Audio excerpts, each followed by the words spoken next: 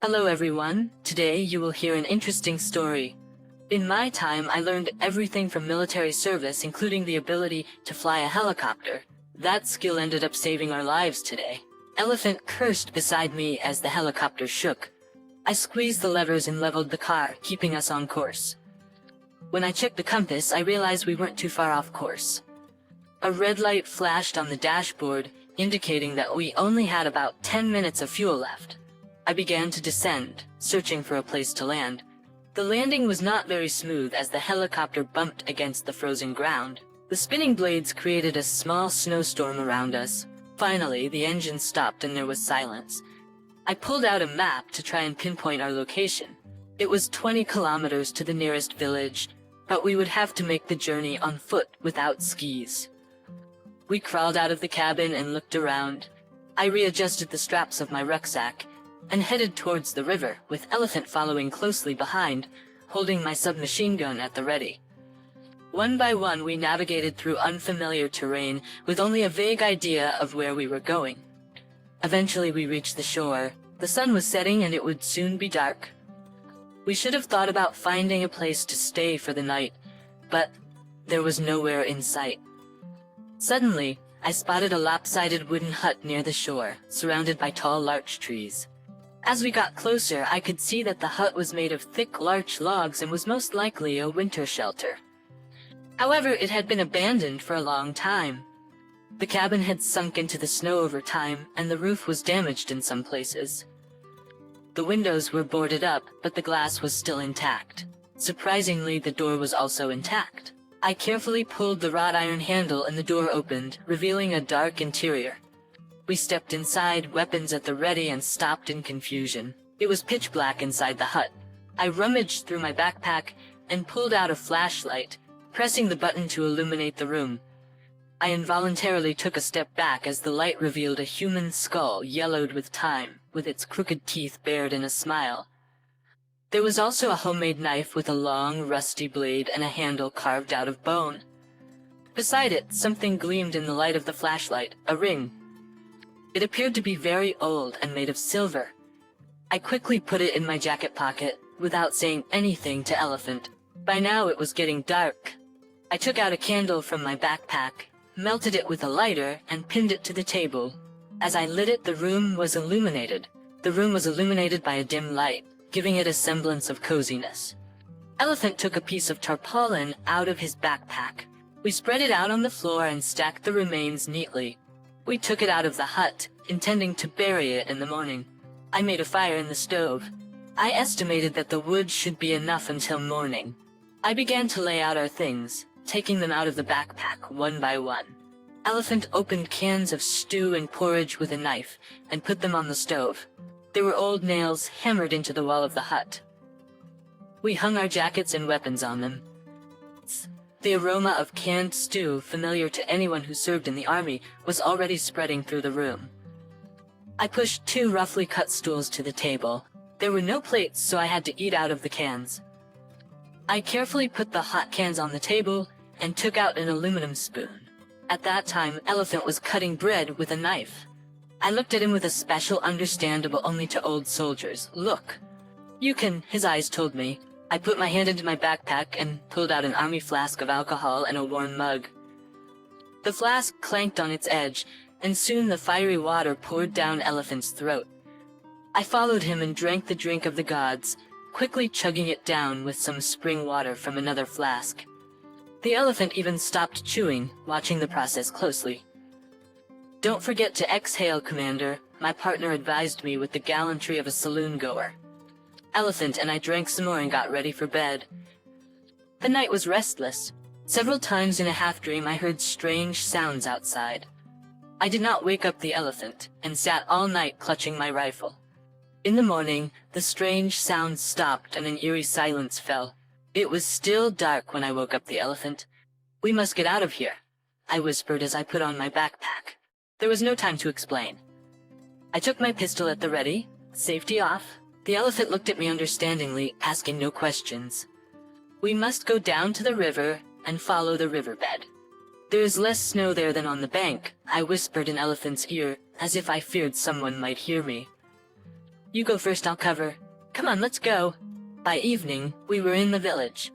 The next day, a passing lumber truck took Elephant and me to the district center. From there, we flew on an old plane to the capital of the region.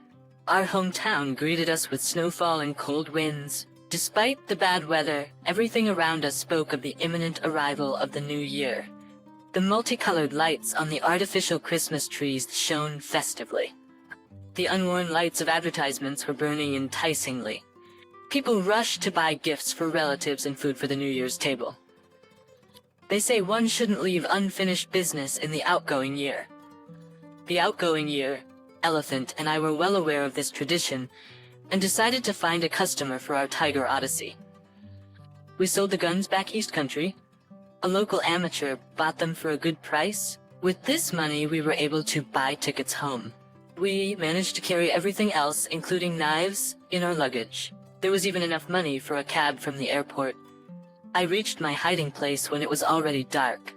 The site was covered with snow, and there was no sign of the house. I rummaged over the door. The key was there. Soon the stove was humming merrily. I made myself some dinner from what I found in the fridge, and sat down in a chair in front of the stove. Tasha was gone. Judging by the fact that her things were not in the room, she had left quite a long time ago. Most likely right after we parted. Was I upset? A little. It was sad that nothing in my life is permanent. Sooner or later people leave me. Natasha left too. I poured some vodka and took a classic pickle out of a jar. Well, good riddance. Suddenly, I remembered my find in an abandoned winter hut. I took the trophy ring out of my jacket pocket and carefully put it on my palm, trying to guess its weight. It was obviously a man's ring. I turned on the desk lamp and scrutinized the ring. It was a massive ring, without any frills. An equilateral cross within a circle. I took the ring out of sight. It looked beautiful. I couldn't take my eyes off the ring, and somewhere inside I was filled with fear. I could not understand what it was. It became hard to breathe. My heart was pounding under my throat. Fear came up from its hidden depths, and with its sticky claws it enveloped and bound my whole body. I shook my head, trying to pull myself together, and suddenly, as if by some unknown force, I put the ring on the ring finger of my right hand. At once it felt hot. The heat rose up my arm to my shoulder and spread all over my body. My heart began to pound even harder. I began to fall into a bottomless well, and a moment later everything was gone. I was sound asleep. I woke up to the pounding of the front door. I looked at my watch. It was a little early for Elephant. I turned my head and saw an unfamiliar man standing in the doorway, looking at me curiously. "Hello, Yuri," the man said politely. "Yes, this is an unforgivable joint, not locking the door behind me. They could have killed me in the night." Suddenly I calmed down. Indeed, if they wanted to, they could have stabbed me. I wondered if it was from the client or someone else. I glanced around the room. There was nothing suitable at hand. Again, if I went at him with my bare hands, he would shoot me in flight. The man seemed to read my mind. "Yui, you're not in any danger. No need to beat me or maim me." The man smiled. "Stepan wants to talk to you." "Is he here? How long has he been here?" "Grandpa's really here. It's been a week now. Get ready, he's waiting for you." The stranger continued to stand in the doorway, making no attempt to enter the room. At that moment, a cell phone began beeping in his pocket. He put it to his ear and listened in silence for a few minutes. Then he handed it to me. "It's for you, Yura," I heard in the receiver the familiar voice of Grandpa. "Come over, we need to talk. Now you know everything." Grandpa was looking at me intently, and his gaze was penetrating me to my very soul. He got up from his chair and poured me half a glass of bourbon. "I think it's about time," he said, putting the glass in front of me. I automatically poured the whiskey into my mouth without even tasting it. What my grandfather had told me shook me to the core. Such filth and depravity I had never seen in my life. My whole being protested against the truth, but I had no reason not to believe the only person I had left who was close to me. For the past 5 years, all around me was nothing but betrayal and lies. How foolish was I to ignore the obvious for so long? And there were clues. They were there all the time, but I did not want to see them, trying to hide in the world I had created. I remembered my wedding, with a bride in a white wedding dress, and witnesses. The same order, Vicky's surprise at my family's visit, joy at the generous gifts. It all seemed too perfect, too artificial. Vika knew about the apartment and the car. She knew in advance and she played on her joy and surprise. The first lie, then it became a habit. My frequent business trips, her affair with Tolik, and then with my father, a family whore, and she seemed to enjoy it. A wife for everyone, but there was a problem with the baby, an unplanned pregnancy. It had to be my twin brothers. There was no DNA test to determine the father. But no, she got pregnant by my ex-father, the lustful bastard. That's why the DNA test in court clearly showed that the baby wasn't mine. And I didn't hear a peep out of him. After all, it was clear that it wasn't Tolik's. Who knew? Everyone but me. And my mother. She knew everything. Nothing was hidden from her. She knew and didn't say anything. Was she afraid of her husband, or did she dislike her own son so much? How can you love one and hate the other so much? Vika is understandable. Who am I? A beggar, an outcast. And Tolik is the heir to a huge empire, rich and successful. There's nothing to be gained from living with me. A stale life and hopeless need. On the other hand, a rich brother-in-law and father-in-law. That's where a child comes in handy. To tie him down and enjoy life. What about love? Come on, we're grown-up girls. More money, more love. I looked at Grandpa longingly. God, what am I in for? Can I get another drink? My interlocutor showed no emotion. I nodded. One glass was obviously not enough. I remembered about Natasha, and there's a lie. Everything had been set up, both the failed kidnapping and the beating. The fake love and the passionate breakup. And here I fell for it. I believed it. What a savior, romantic jerk. And she listened to my conversations with Elephant, and all leaked Tolik. Well, they did their best. They made up a fairy tale about a stolen daughter and lustful kidnappers. The daughter was played by a colleague of hers. Yes, it was clearly visible at the lodge. A whore is a whore, and I didn't notice. Fucking Batman. I remembered how Natasha was beaten up in the alley. Very natural. They hurt her, but gently. Natasha truly loved me. But not for me, but for the money. I wonder if Tolik had had time to sleep with her. Probably not. It's not his format to mess with a common whore. Everything was set up from the beginning, except for the evil tiger beast and the wolves. They're in the tiger, and I was supposed to perish. Forever without a trace. No man, no problem. I remembered the attentive look of Victor at our meeting in the restaurant. Yes, and his face was vaguely familiar to me. Mr. Clue. Yes, what a scout. Thank God the elephant is real. Otherwise I might as well hang myself. I sat there trying to figure out what to do with all this. It was like I was burned out from the inside out. The door clicked, and a young woman entered the office. She walked through the office and stopped behind my grandfather. I looked questioningly into his eyes. Make up your mind. It seemed that grandfather read my mind. In half an hour, there will be a board of directors meeting. I think your presence is necessary. The owner and CEO of the engineering group stood up. Victoria will help you pick out a suitable suit. Grandfather kissed his assistant's hand, showing me more than just a working relationship. Are you going to put me on the board of directors? Frankly, I was a little puzzled. Instead of who? Don't you have any idea? Grandfather smiled for the first time during our conversation. Was it because of me?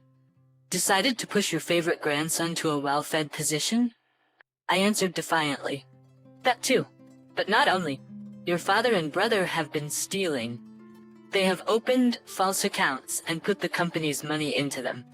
It's good that we managed to block their access to the main cash funds. Grandpa looked at his assistant. I got up and headed for the door. The suit was picked up quickly. I put on a cream shirt under my jacket and tied a dark blue tie. I stopped in front of the mirror. I looked at myself, a glamorous office clerk. Only the unusual ring on my right hand gave my image some mysterious personality. In the corridor, in front of the door leading to the small conference room, Tolik was excitedly circling around. What do you want here? He hissed when he saw me. But I saw a glimpse of disappointment in his eyes. Well, of course I did not disappear. Unpleasant surprise. Victoria ignored Tolik's hissing and opened the door. Come in, Yuri. Everyone was already assembled. No one knew me, so many were surprised and looked at me, confused with Tolik. My grandfather stood up from his seat and took a few steps towards me. "Gentlemen, let me introduce you to my grandson, Yuri Rokotov. Have a seat." Grandfather pointed to an empty seat at the large round table and sat back down in the chairman's chair. "I have a question. I heard my former father's voice. Why is there an outsider on the board of directors?" Indeed, grandfather was not embarrassed, but we're going to correct that mistake now. A young man standing behind my grandfather's chair placed a blue folder and a pen on the table. "This is a notarized document transferring 51% of the shares in the company to my grandson." Grandfather signed the document in front of him. "Gentlemen," he continued, "I propose that Mr. Yuri Rokotov be put on the board of directors of the company."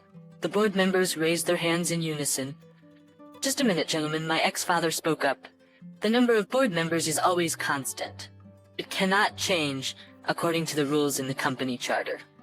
We cannot introduce a new member at this time." "Really?" Grandfather smiled. "I propose to remove Mr. Ivan Rokotov from the board." I was sitting in a deep armchair behind a huge table. On a leather sofa to the right of the table nestled grandfather. "You are too early to take over the reins of the company, and I'm still in my right mind." Grandpa laughed. There was a knock on the door. Victoria put a plate of fruit and a bottle of cognac on the coffee table. "Vika, stay here." Grandfather looked at his assistant. She smiled and sat down on the edge of the sofa. Frankly, I was a little strained by the relationship between my grandfather and his assistant. Who was she to him? A mistress? It was the first thing that came to mind when looking at their relationship. But was she too young for my grandfather? It was as if my grandfather read my mind. Vika is the daughter of an old friend of mine. He died tragically with his wife a quarter of a century ago. Vika was taken by the guardianship authorities to a boarding school. Grandfather stroked the young woman tenderly on the arm. I tracked her down, took her away, and adopted her.